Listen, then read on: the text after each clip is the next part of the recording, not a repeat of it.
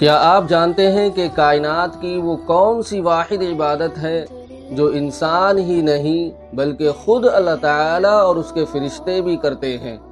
وہ ہے ہمارے پیارے نبی حضرت محمد صلی اللہ علیہ وسلم پر درود پاک بھیجنا۔ قرآن کریم میں اللہ تبارک و تعالی ارشاد فرماتا ہے، ان اللہ وملائکتہ یصلون علی النبی یا ایہا الذین آمنوا صلوا علیہ وسلموا تسلیما۔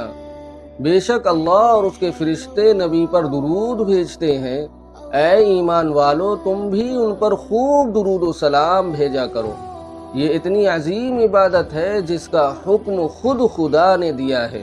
اور ایک حدیث میں نبی کریم علیہ الصلاۃ والسلام ارشاد فرماتے ہیں کہ جو شخص مجھ پر ایک مرتبہ درود بھیجتا ہے تو اللہ تعالیٰ اس پر 10 رحمتیں نازل فرماتا ہے، اس کے 10 گناہ مٹا دیتا ہے اور اس کے 10 درجات بلند کر دیتا ہے۔